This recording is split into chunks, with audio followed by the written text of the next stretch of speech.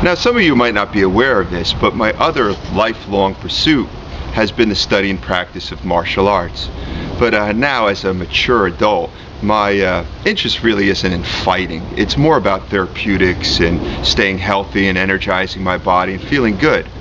But in Kung Fu, we used to have this saying, and it went something like this, that is, if all you do is practice the form and not the work, even though you practice for a very long time, in the end you'll have nothing. So what does this mean? Well, in the martial arts, the way that you learn a lot of the techniques is through these choreographed set of exercises, and that's what we call the form. But the idea of the form practice is not just to continuously practice the form from the beginning to the end, but actually break it down into little exercises that you could focus in on, like one specific area, and do it in a repetitive way. That's what we call the work. They use the term gong, and that means work. So these very small little repetitive exercises, and then once you get proficient at that little exercise, you put it back into the form. So after you're all done, the form is just a collection of all these little exercises that you perfected. So this is the same thing about learning the guitar.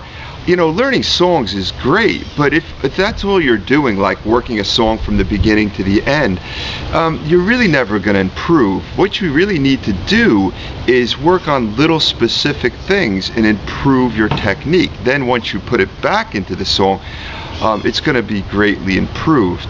But one thing I really should say is these exercises, I mean, you can get these exercises from people, or you can make them up yourself as you find things that you need to work on. But these exercises should not be drudgery. I mean, they have to be fun and interesting, and that's what's really going to improve your playing technique. I mean, your attitude towards your practice. I mean, don't sit down and like say, oh, I got to practice my scales over and over. I mean, that's boring. I mean, but use these exercises in your knowledge to kind of create little things for yourself that not only practice the technique, but also build your ear or other skills at the same time.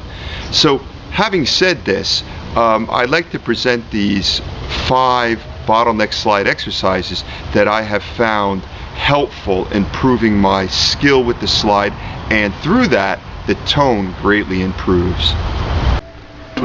I give him my money to buy those fancy clothes. I'm wearing rags, holes in my shoes, but someday, baby, you ain't gonna worry my mind no more.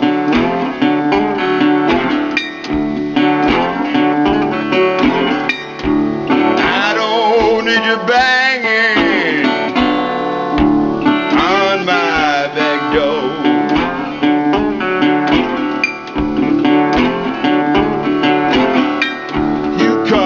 Honey, you're a sweet angel child, but you're bumping and grinding with my best friend on the side. But someday, baby,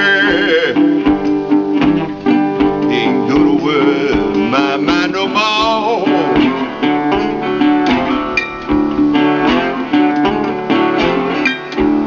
I don't need you banging on my back door.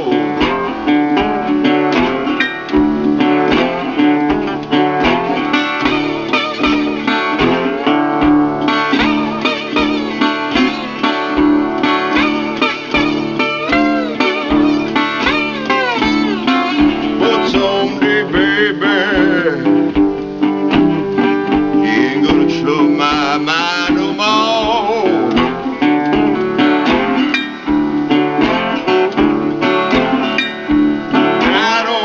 You're banging on my back door.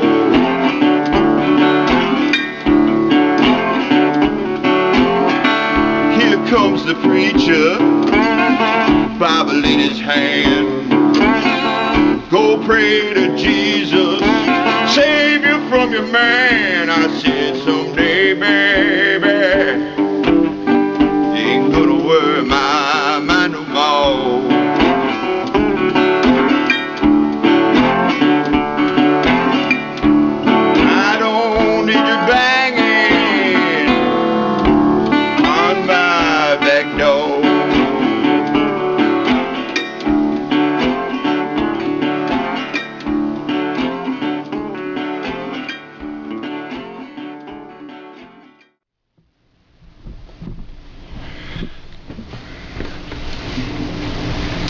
Now, many people are under the misconception that the action, that's how high the strings are from the fingerboard, needs to be high to play bottleneck slide guitar. But this is not really the case.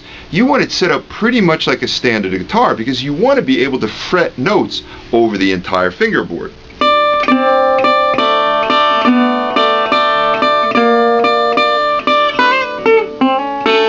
Or maybe you want to also fret some chords higher up the neck.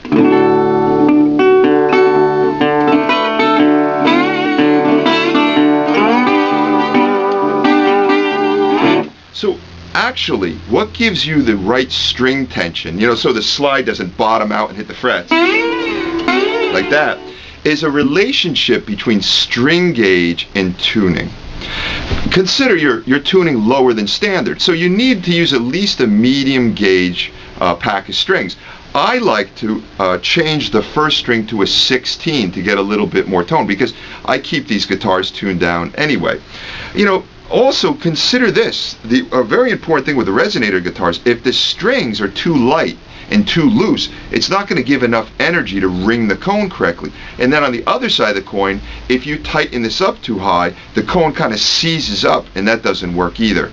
So you have to experiment to set your guitar up so it plays at its best.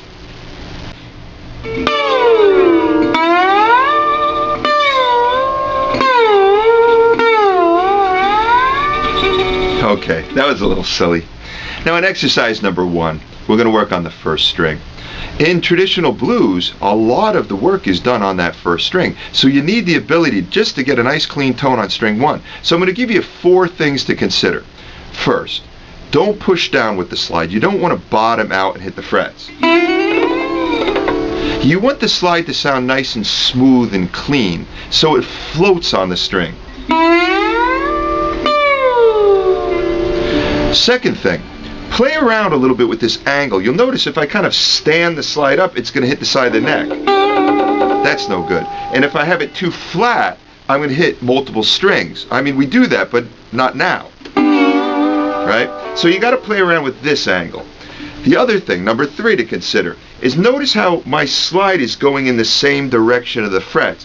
I wouldn't suggest kind of twisting or torquing like this. It's going to make it very difficult for you later on. Now the last thing I want to say is just notice that your thumb could kind of rest on the back of the neck and it'll give your hand some support. So it's not just kind of floating, or I'm not kind of gripping the whole neck. It's just kind of hanging there, and it allows the hand to freely move up and down like this.